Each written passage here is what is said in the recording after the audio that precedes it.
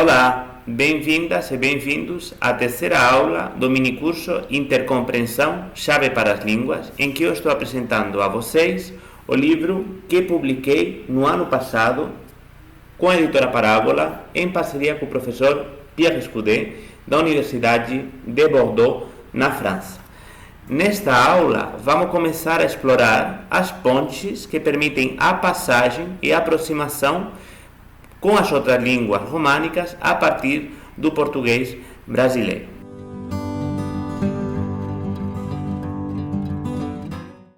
Para fazer isso, eu gostaria de trazer aqui uma frase do professor Lorenzo Tomasin, italiano que ensina na Universidade de Lausanne, na Suíça, que diz: "Non c'è lingua senza storia e non c'è storia senza lingua." Non c'è língua senza história, não há língua sem história, e não c'è história senza língua, e não existe história sem língua. Essa frase quer indicar que, na verdade, nenhuma língua da humanidade existe isolada de todas as outras. Na verdade, as línguas estão sempre em contato a partir dos contatos das suas comunidades de falantes. Isso significa que, se todas as línguas estão em contato, todas as línguas se influem umas às outras. Portanto, não havendo uma língua isolada, não existe uma língua que seja completamente opaca, completamente incompreensível para o falante de uma outra língua. Sempre vão existir algumas pontes, alguns pontos de contato. Obviamente, esses pontos de contato são maiores quanto maior for a proximidade das línguas, e principalmente línguas que pertencem à mesma família. Hoje, de fato, vamos falar do contínuo da família das línguas românicas, a qual pertence o português brasileiro. Uma coisa importante que já falamos nas outras aulas, nas aulas precedentes, aliás, se você ainda não assistiu às aulas precedentes, convido você a assistir primeiro a essas outras duas aulas e depois assistir a esta terceira.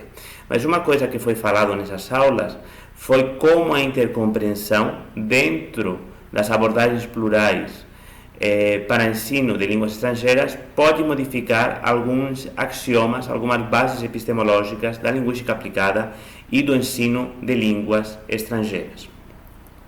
Principalmente no que tange à mudança das relações hierárquicas entre essas línguas. Então, de forma geral, nós temos a ideia de que existem línguas hegemônicas que servem para a comunicação global e outras línguas chamadas minoritárias, minorizadas, que vão servir só para pequenos grupos.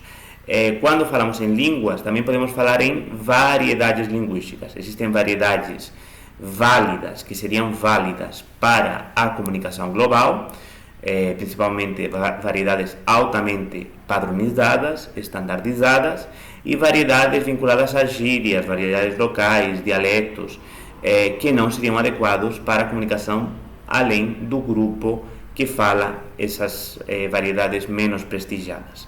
Bem, a intercompreensão, o que ela diz é que o conhecimento de uma língua ou o conhecimento de uma variedade que faz parte de um contínuo é uma chave que abre a porta para a compreensão de outras línguas do mesmo contínuo, com as quais ela se relaciona mais ou menos.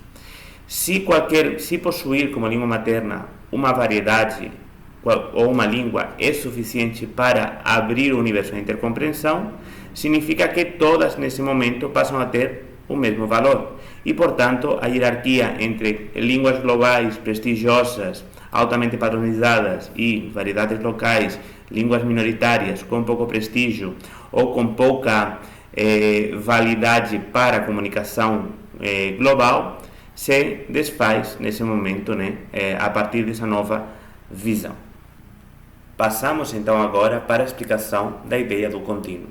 O português brasileiro, assim como o português europeu e todas as outras variedades do diassistema do galego-português, de acordo com a explicação de Banho de 2017, pertence às línguas românicas, ao contínuo das línguas românicas, assim como o espanhol, o catalão, o occitano, o francês, o italiano, o romeno, o sardo e ainda outras variedades, tais como o galego, o corso, o siciliano, enfim, o crioulo haitiano, dentre outras.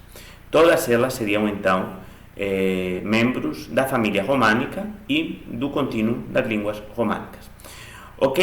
Por que elas são membros da família românica? Bem, todas essas variedades, apesar das suas diferenças, são continuadoras de formas de latim vulgar, né? Todas elas descendem do latim, especificamente do latim vulgar, que era a língua de comunicação cotidiana falada por soldados, camponeses, comerciantes que estavam estabelecidos nas províncias ocidentais do Império Romano, aproximadamente entre o século II antes da Era Comum e mais ou menos o terceiro ou quarto século da Era Comum, que vai ser o período que vamos ter a expansão do Império Romano e a divisão provincial, que vai levar finalmente à implantação, ao enraizamento do latim naquelas províncias, que hoje em dia são principalmente a Europa Mediterrânea,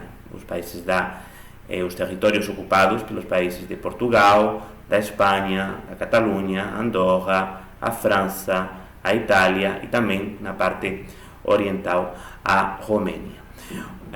A questão de contínuo significa que uma variedade é bastante próxima da variedade vizinha, que por sua vez é bastante próxima da variedade vizinha, que por sua vez é próxima da variedade vizinha. Mas duas variedades de um extremo e do outro do contínuo são bastante diferentes entre si. Existe então uma gradação na variação. Se pensarmos então nas línguas românicas, o português é bastante transparente, primeiro com o galego, né? Com o galego, língua oficial da Galiza, né? Falada por 3 milhões de pessoas na Espanha, no território da Espanha. Depois com o espanhol, que também vemos que tem muitas zonas de transparência. Depois talvez com o italiano poderíamos colocar o catalão também por aí, o francês um pouco mais afastado dentro do contínuo e o romeno ainda mais afastado. Essa então seria a gradação do contínuo. Podemos também pensar em uma outra imagem que eu proponho para vocês. As línguas românicas se formaram na Europa, na parte sul da Europa, que pertenceu ao Império Romano, durante os séculos posteriores, durante a Alta Idade Média, mas depois, a partir do século XV, algumas delas, devido a um processo de colonização, foram transportadas e implantadas em outros territórios, principalmente na América Latina e principalmente, no caso do português, aqui no Brasil. Então imagine, por exemplo, um mochileiro, né, que sai do Chile e que quer fazer uma viagem pela América Latina. Ele obviamente fala dentro do contínuo do espanhol nas Américas, no espaço das Américas, ele fala espanhol chileno. Ele vai passar pela Argentina, pela Bolívia, pelo Peru, pela Colômbia, pela Venezuela, talvez vai chegar até o México, e em cada um desses lugares ele vai falar o seu espanhol, língua materna, né, o espanhol chileno, e vai ter muitas partes de transparência, de intercompreensão com outras variedades de espanhol, mas também, talvez, em algum momento vai ter algum falso amigo, algum momento de incompreensão. Ele vai tentar adaptar a sua fala para a fala do seu locutor ao longo da viagem, para a fala do seu interlocutor, né, da pessoa com a qual está falando, ao longo da sua viagem, para resolver as questões comunicativas que ele precisa. Pensemos então que esse mochileiro imaginário, ele decide também passar pelo Brasil no seu percurso latino-americano. Provavelmente ele vai colocar em prática as mesmas ferramentas que teria feito nos outros países que falavam espanhol. Ele vai tentar adaptar o seu espanhol, língua materna, a sua variedade de língua materna, mas não para outras variedades de espanhol, como quando ele visitou o Peru ou a Bolívia, mas para o português brasileiro, considerando que existem suficientes zonas comuns, né, partes porosas da língua, para permitir a comunicação também com falantes de português brasileiro. Ele usará então o espanhol que ele tem como língua materna para se comunicar com falantes de português brasileiro. Bem, a ideia do contínuo poderia nos levar a nos perguntarmos até onde vai o próprio contínuo. Quais são as fronteiras, então, de uma família linguística, se finalmente todas as línguas estão em contato e em comunicação constante e, no mundo atual, a cada vez mais. Os contatos linguísticos, é verdade que extrapolam a ideia meramente da linguística, digamos assim, de um ponto de vista genético, de pertencer a uma família linguística. Em primeiro lugar, poderíamos falar dos contatos entre o inglês e as línguas românicas. O inglês, pela sua própria história, é uma língua que recebeu inúmeros empréstimos de origem latina e românica, principalmente do francês. Calcula-se que aproximadamente 60% do léxico inglês provém de uma fonte latina, de diferentes camadas, estratos linguísticos. Isso já cria toda uma porosidade, né, uma possibilidade de intercompreensão ou de aproximação com as línguas latinas. Outros exemplos seriam o do Guarani e o espanhol e o português aqui no chamado Cone Sul, né, devido também à convivência secular entre essas línguas. Ou seja, os contatos linguísticos entre línguas que são classificadas como pertencentes a famílias linguísticas diferentes também ampliam as possibilidades da intercompreensão. Até agora o contínuo falou de uma contiguidade linguística, né? Essa contiguidade de o falar de um lugar é muito parecido ou muito próximo com o falar de uma cidade vizinha, com o falar de uma outra cidade vizinha, e vai havendo essa gradação do contínuo que explicamos um pouco nessa aula. Porém, é necessário passar da mera contiguidade linguística para a continuidade, ou seja, como podemos realmente ampliar as possibilidades de comunicação que de forma popular, de forma, digamos assim, quase sem uma formação prévia, surgem. Para isso, então, teríamos a intercompreensão e a formação da intercompreensão dentro da linguística aplicada e dentro do ensino de línguas estrangeiras e, de forma um pouco mais ampla, na formação linguística dos cidadãos. Por que para um falante de português brasileiro, ou por que para um falante de uma língua românica, espanhol, catalão, galego, francês, italiano, pode ser interessante uma formação em intercompreensão? Bem, na página 54 do livro, nós apresentamos aqui alguns dados obtidos do site de Ethnologue, fazendo o somatório das línguas românicas dentro das línguas da humanidade, por número de falantes, né? Então, por número de falantes, a língua românica mais falada atualmente é o espanhol, que aproximadamente podem ser considerados uns 524 milhões de pessoas que falam alguma variedade de espanhol. A isso, poderíamos acrescentar os aproximadamente 240 milhões de pessoas que falam português no Brasil, na Angola, em Moçambique, no Timor-Leste e, obviamente, também em Portugal, dentre outros países e comunidades. E, mais ou menos como o português, teríamos os 280 milhões de falantes de francês. No caso do falante de português, no falante de francês, é interessante fazer uma consideração entre aqueles que têm o francês, o português, como língua materna e aqueles que falam francês ou português como língua 2, né, como segunda língua. Isso é principalmente importante no contexto da África, onde o francês e o português têm uma extensão bastante importante como línguas herdadas do processo colonizador, mas que convivem com línguas nacionais africanas, muitas delas línguas bantas, da família banta, que são muitas vezes a língua materna dessas populações, mas que depois também são falantes de português, portanto podemos chamá-los de lusófonos, ou de francês, e portanto poderíamos chamá-los de francófonos. No caso do francês, aproximadamente 77 milhões têm o francês como língua materna, tá? E como língua 2 seriam aproximadamente 203 milhões. Então vemos que no caso do francês há muitas mais pessoas que têm o francês como segunda língua do que pessoas que têm como língua materna, né? Para além dessas 3 línguas, que são as que têm uma população maior, poderíamos acrescentar os falantes de italiano, com aproximadamente 65, 70 milhões, dependendo dos cálculos, e os falantes de romeno, com aproximadamente 25 milhões.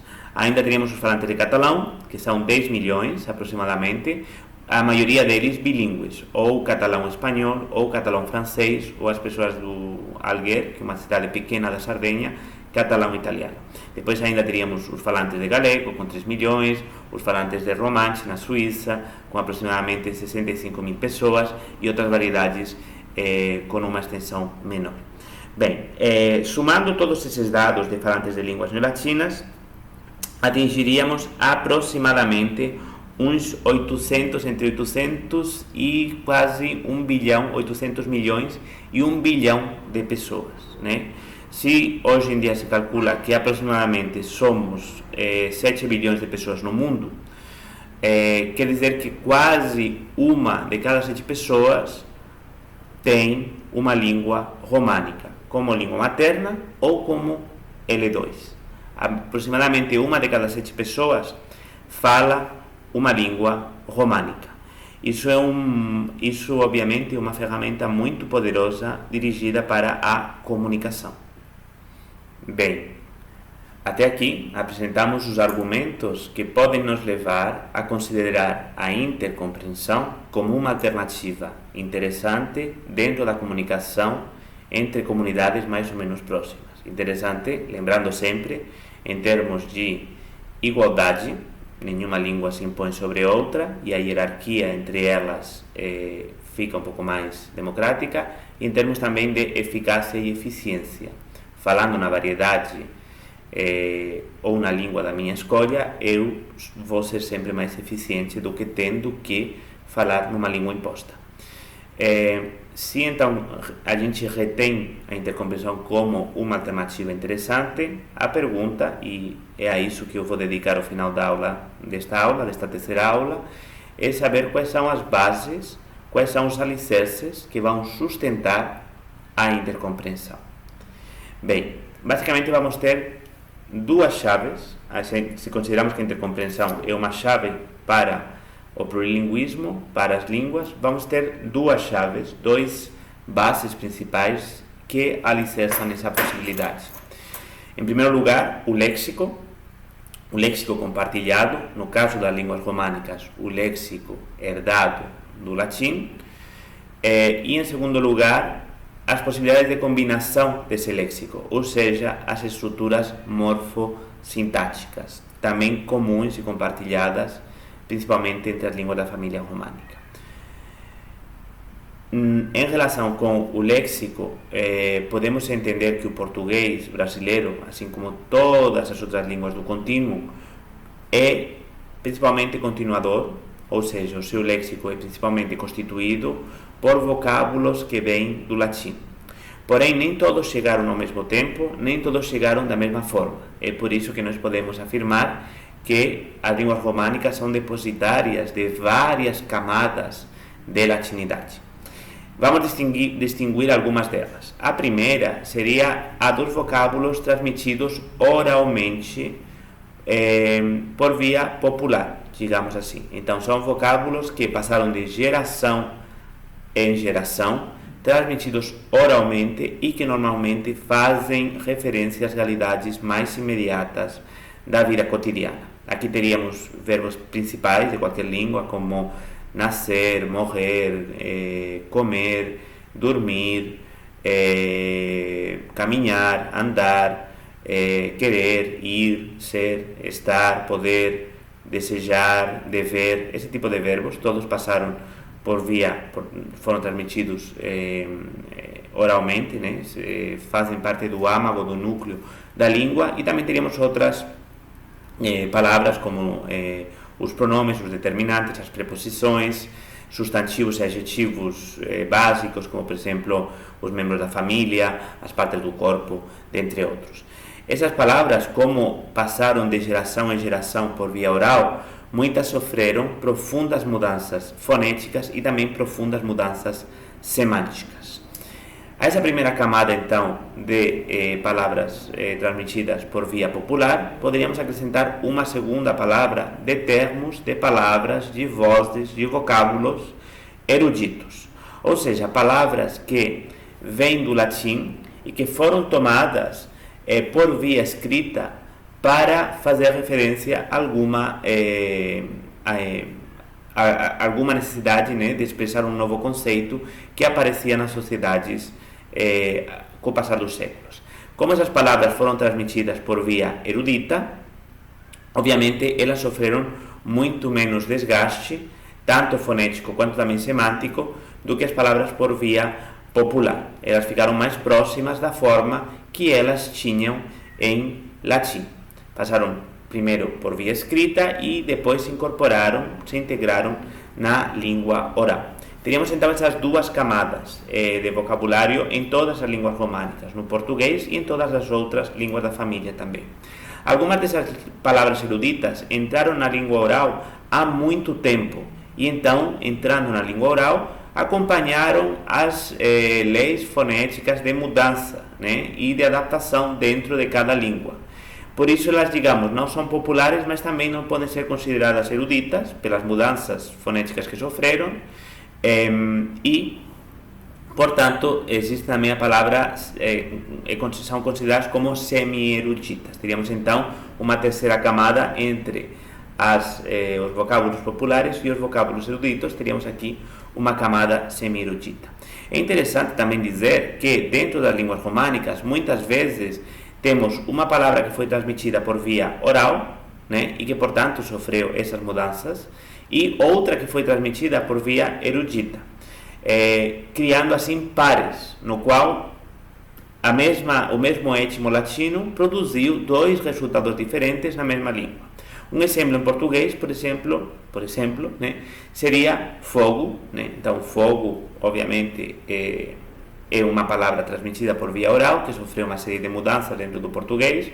Fogo em português, fuego em espanhol, foc em catalão, feu em francês, fio em occitano, fuoco em italiano, e foc em romeno, e foco, né? Então vemos que fogo é uma palavra transmitida por via oral, que faz referência a uma realidade física, né?